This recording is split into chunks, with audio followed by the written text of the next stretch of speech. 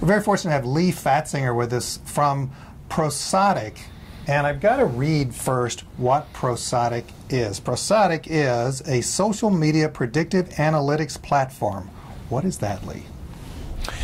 Well, it's a software application, and my partners and I started designing and developing this software application about 1.5 years ago to solve a number of problems related to how brands and organizations and entities and political candidates more effectively get their message across to the audience that they're trying to reach.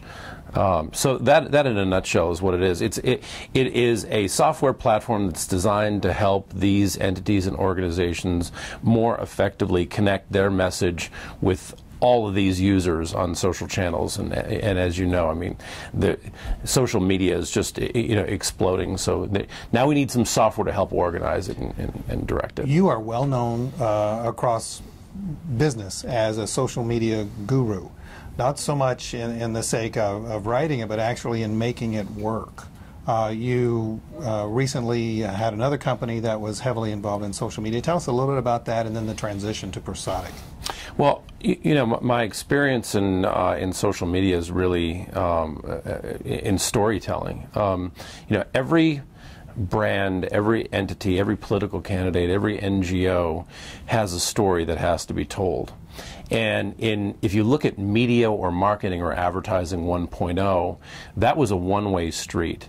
The entity told the story, and it was expected that the audience would listen and absorb it. And with the massive growth of social media, which really came out of nowhere, we're less than 10 years into what we now know as modern social media, we realize that the conversation is two ways, and that the story has to be continually told. And so, my expertise is really in helping brands and organizations tell a story where the audience is there and ready for it and willing to accept the messages, but also to help brands listen to their audiences and continually refine that message so that a relationship can be built between. Marketing and advertising is so different because of social media than it used to be. Oh yeah, it's turning it on its. It's really turning it on its side for that very reason. That if you look at even the time that brands and advertising agencies and marketers had to establish their messages, right? And you could have a copywriter that would spend hours on an advertisement or a direct mail piece or a television advertisement, and all kinds of approvals can happen, and that can take months before that object of a message is presented to its audience. And now it's real time. Brands have to, and I'll say brands, but really what it is anybody who wants to get their message to an audience, right? Mm-hmm. There's no time left. The audiences are moving so fast. The conversation is taking place in real time, just like it is between you and I, that brands have had to adapt to say, how do we have a conversation with our audience? And it caught them off guard. What do you see is the difference in what Prosodic offers? Because right here on Rainmakers, we do like to tell the stories of life-changing, of game-changing, mm-hmm. of business-changing products. Mm-hmm. And this is one of them. Well, you look at, let's just take Facebook, for example. So 2004, we don't really have a Facebook, right? It's early, it's in its infancy. And then a couple of years later, 500 million people have registered for accounts and are using this to communicate with the people that they're close to and that they care about. Brands took notice, political candidates took notice, NGOs took notice and said, there's 500, 600, 700 million people here.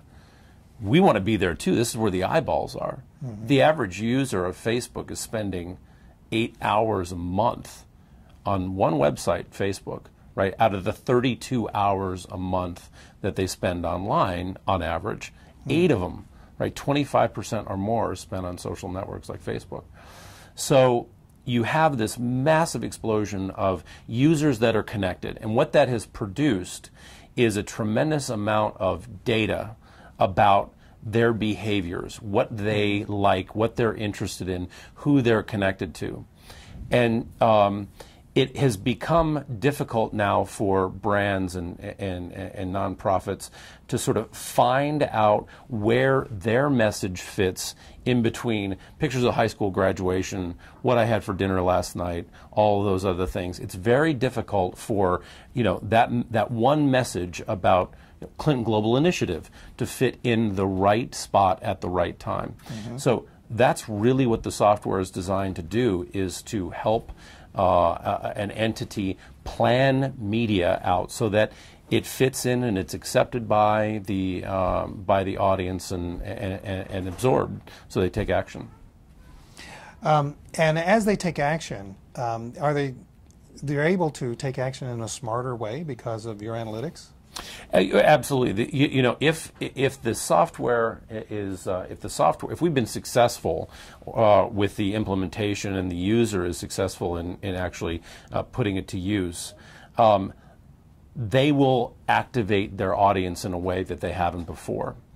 And you know, the analogy I use a lot is there's a reason that you don't see a Bank of America ad at 3 o'clock in the morning on a channel like Discovery Channel, right? The audience isn't there. They're gone. There is a reason that you see a Bank of America ad on Mythbusters show on Discovery Channel at 8:06 and 13 seconds, and then it's bridged by a Target ad, and then you have the back half of the Bank of America ad. We have 55 years worth of viewer data in the form of Nielsen data and Arbitron that says this is when prime time is for television audiences. Yeah. In social media, the audience defines prime time. I use my smartphone as my alarm clock. I log into Facebook, I log into Twitter, I log into Pinterest, never at the same time, right? So every brand has a different DNA with their audience, and it's so Prosodic is designed to help brands and NGOs find that prime time for their unique audience, so that that message hits right at the right point and they're willing to absorb it in the midst of all this noise of now nearly a billion people on Facebook. Media, television, information dissemination has changed so drastically just in the past several years. I mean, is it fair to predict that this kind of advertising or this kind of reach to a potential customer or NGO recipient, that this is going to be more impactful than television? No. Social media adds to the equation. Television does not go away. In fact, television has benefited greatly from social media, and it's known as the second screen phenomenon. So people are doing all kinds of things on social networks through their tablet devices, through their laptops, through their smartphones, and then they watch TV and they talk about it, right? So again, this goes back to what we always wanted to have become interactive TV. What we realized is that it just was that we weren't going to be interacting with the TV. We're going to be interacting with our tablet device, our smartphone, so on and so forth, just as a second screen, not as the one that's on the wall. So what is it that you add? What does Prosodic add to all of this? Is it helping me understand, you know, which consumers I should go after, or which messages I should do, or is that a yes? Yes, and we're focused on the notion that time matters, that there is a presence of an audience. So right now I'm not on Facebook. Neither are you, right? This is not the opportune time for a brand to reach me for one reason or another. Demographic profile, interest graph, gender, whatever you want to call it. This is not the time to reach us. However, there are, because the audiences are so big and there is so much data, we can find the instances where an early 40-something male who's an entrepreneur who likes certain products is most likely to interact with a brand's content. So our job is essentially to help the brand find the time where I'm willing to accept that content and engage with it, because there's no TiVo for social media. Right? It is live. It's happening right now. You can't record the stream and play it back later and expect to engage, right? And this was the big problem with TV, is that the content producers and the advertisers said, oh yeah, prime time is 8 o'clock at night until 11 o'clock at night. Well, we're here right now. What if my favorite show is on right now? That doesn't work for me. So DVRs and TiVos help that problem, right? By saying, okay, well, you can have your prime time be whenever you want. Simply record the program. It doesn't happen on any social network. Not on Twitter, not on Facebook, not on Tumblr. You have to be there and interacting in real time. Sounds like a kind of almost like a next step in computer-human interaction. Well, absolutely. I think it's more of a bridge. It's a bridge, but it's also the realization that brands and organizations are simply bound to have conversations with their audiences. And because the conversations are happening anyway, right? Audiences are talking about brands. Positive, negative, does it move the brand forward? Does it cause purchase decisions? Does it cause donations to political campaigns? Does it light a fire under somebody who is fed up with their government and decides to go and take action, right? So we're seeing more and more examples of that around the world. You know, it started with, you know, protests in Iran. You know, many people talk about the impact of social media on the Arab Spring. It's certainly going to have an impact on the elections. You know, you look at just this very recent quandary of Mitt Romney and the 47% was not a Mother Jones phenomena. That's a YouTube phenomena. Yeah, right? It really was. I mean, in a matter of hours, 2-3 million views of a private dinner that a political candidate is taking place in, and look at how it sways public opinion instantly. So it is a transformative shift in conversations, in belief systems, in how we make decisions across every aspect of our lives. But it's not replacing anything. It doesn't replace TV. It doesn't replace the billboards on the wall. It just makes it a conversation, and it makes it a whole lot faster. Wow. So as we sit here, it's September the 22nd, 2012. We're sitting in New York at the Clinton Global Initiative with Leigh Fatzinger of Prosodic. And so we're talking about analytics, social media, and we got to talk about politics. And you just kind of entered it. And as we get into the real heavy parts of the U.S. presidential campaign, how can politicians use this, or how will they use this? Yeah, the nature of political campaigns. You know, you go back to the very early cliches about politics of, you know, getting out there and shaking hands and kissing babies. Right? Hasn't changed. There's a new platform. Right, the shaking hands. So, are we having a virtual baby kiss over Facebook? We really are. I mean, it's. I watched when. So, you know, Barack Obama won the presidential election in 2008. Facebook was 4 years old. You know, Howard Dean was the first political candidate to really take advantage of viral networks, social networks. But as everyone knows, you know, the parody about Howard Dean with that YouTube video lives on in everyone's memory. In fact, I just saw that video after the Clint Eastwood, speech at the Republican National Convention. Again, it's still on YouTube. And so, you know, it's not really a fair characterization to say 2008 was the social media election. And Mitt Romney has had a Facebook page for a while. We track the audience behavior on his page. But what was even more interesting was when he announced his vice presidential candidate, Paul Ryan. And Paul Ryan's Facebook page, as a congressman, had something like 130,000 fans. Right? Here's a congressman from Wisconsin. He's one of 435 other congressmen. Not a big celebrity. The morning in early August when Romney announced who his VP choice was, a new Facebook page started, Paul Ryan VP, and it gained, I believe, 150,000 likes, new audience members, in a matter of 2 or 3 hours. Oh my gosh.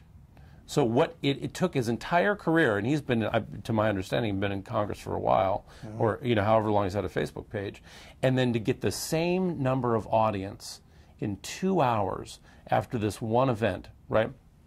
It took traditional media. You know, the press conference was on Twitter, on Facebook, but also on CNN.